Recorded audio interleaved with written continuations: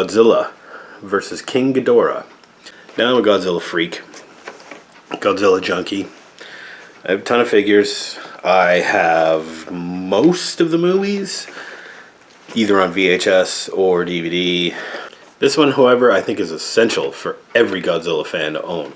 Not necessarily on VHS. If you can get it on DVD or 4K or whatever, yeah, you go, man. Like, Godzilla is awesome and deserves that. Even though it's Godzilla versus his most classic enemy, this is not one of my favorite Godzilla movies. Deals with the origins of Godzilla and the new retconned origin of King Ghidorah. There's a time travel plot in there. There's like a Terminator ripoff scene in there.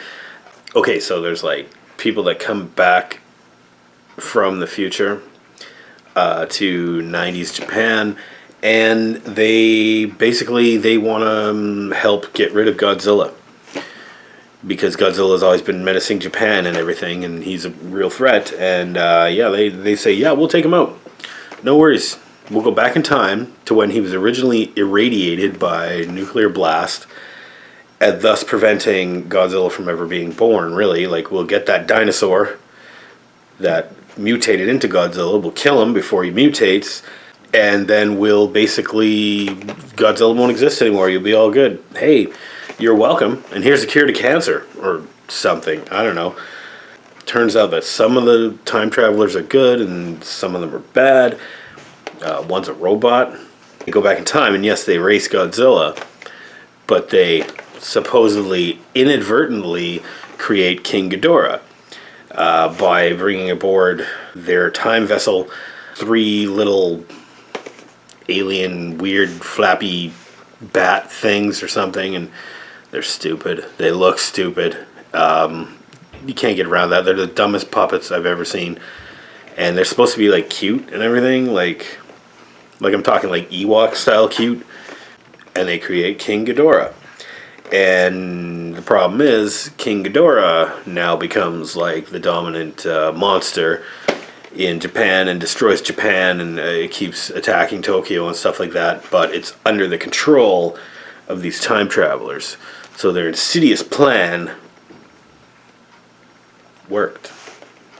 However, coincidentally, many years later, after they originally abducted the Godzillasaurus before it mutated into Godzilla, years after that, there was an accident with a nuclear sub, and there's another Godzilla gets created, even more powerful than the previous one. Of course, that Godzilla now has to fight King Ghidorah. And they fight, and Godzilla kicks his ass, severs one of his heads, the middle head of Ghidorah's 3 heads. There's a scene in there, though, that's really weird. If you ask me, Ghidorah like wraps one of his super long necks around Godzilla and like is choking him to death or whatever. And there's like this just totally weird looking foam coming out of Godzilla's mouth, and it looks like fucking dish soap or something.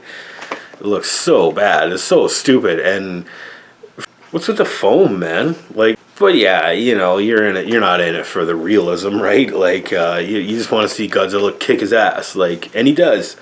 And so King Ghidorah is like basically he gets his middle head severed and he gets killed. Godzilla throws him in the ocean. Godzilla goes on to rampage against Tokyo and destroy Tokyo. Didn't see that one coming.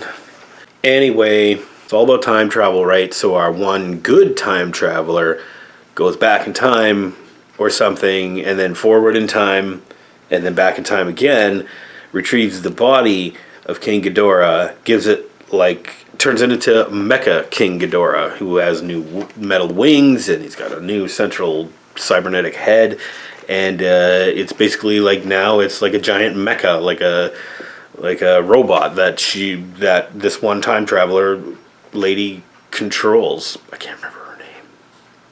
And so the final scene is pretty cool, like Godzilla versus Mecha King Ghidorah. I mean, that's some epic shit, and that's why people love this movie.